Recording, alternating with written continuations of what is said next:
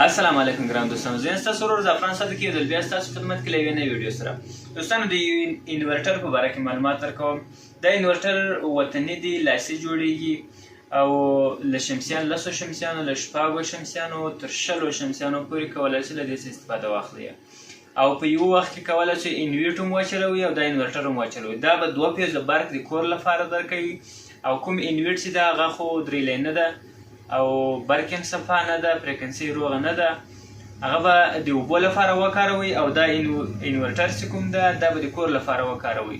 تلویزیون، کمپیوټر وي یا ګروفان وي، بل څه شی وي د کور لپاره چې کالو ماشین، اوتو، ابي ګرمي دا شیان ټول ورباندې چلولی شي پرته له انویټه. انویټ به نه ورته یې کوي او دا به ورته یې کوي او په ډېر کم قیمت سره انشاءالله په کم مصرف سره به دا کار تاسې کېږي.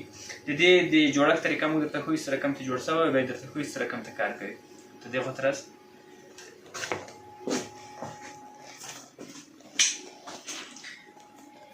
دا ساده بورډونه راځي، تاسو ته ښکارېږي. تاسو بورډونه دي، په دې کې به کپسټر لګوي، ترانزستور به لګوي، ایټسینګ به کې لګوي، بیا په دې رقم سره راځي. دا کوچني مقاومت به ټول لګوي،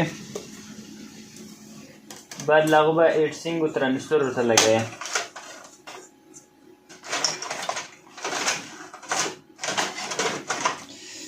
په دې وړو سره دا یې ترانزستور دی، دا ایټسینګ راځي، د لاندې کپسټر دی. پکې کپسټر یې هر یو کپسټر 450 ولټه او 470 یو ایف ده.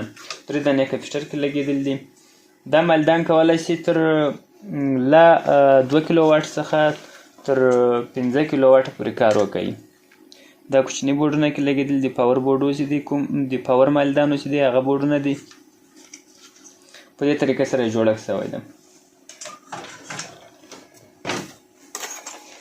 او د دې جوړښت څنګه شوی ده. دا باډي راځي، یو دانه ټرانسفارمر کې لګېدلی چې شارټ مخنیوی وکړي، یو دانه پاور سپلای کې لګېدلی دی چې هم پنکو ته برق جوړ کړي او هم د برق د سیګنل لپاره ورته جوړ شي. او په دې کې ترانزستور، ایټسینګ ټوک تاسو ته ښکارېږي. 2 دانې پنکې کې لګېدلې دي او یو دانه بټن کې لګېدلی ده، دا بټن ده، او یو دانه ترمینل ورته لګېدلی ده.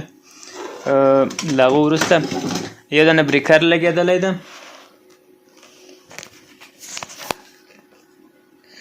او 3 دانې اشارې لګېدلې. د دې باډي موږ مکمل نه ده بنده کړې، نور څنګ کې د باډي بستوالی راځي هغه دا به وروسته ورته ولګوو. یو ځل یې چې کوو درته اوس موږ برق ورته راپرېږدو. څومره برق ورکوو؟ دلته برق درته شو کېږي چې څو برق رالو؟ 270 ولټه یا 270 ولټه برق رالو. دلته یوازې 0 اشاره لګېږي. دا معنا لري چې برق د شمسیانو رالو. تاسو ته به ښکارېږي یوازې 0 اشاره لګېږي، دا د شمسیانو برق رالو. له هغه وروسته که د لاندې بیا دا بټن ووهږي، دلته هم یو کوچنۍ اشاره کې لګېږي چې دا ووهږي، بعد له هغه چې دی برق سټارټ کړي او دلته به سره اشاره هم ولګېږي او برق به هم راته وښیي چې څومره برق رالو. 219 ولټه برق په انویټ کې رالو. زرغونه اشاره نه لګوي، داسې کله دی برق دلته راباسي په دې ځای کې، کله چې آوټپوټ کوي په هغه وخت کې بیا دی زرغونه اشاره لګوي. نو هغه دې موږ له بریکر سره تړلی. که چېرته شارټ وخوري، اوس یې برق 220 د بند راوایستو. ښه، دلته اوس موږ یو ګروپ ورباندې ګورو.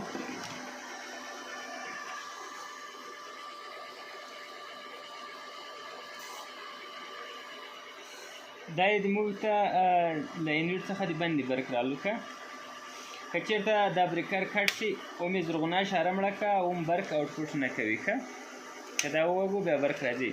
او که دلته یو شارټ موږ ورکړو، هغه شارټ تاسو ته زه ښایم، نو د موږ به زرغونه اشاره مړه شي او دلته چې کوم برق ده هغه به لا وي تر اوسه پورې.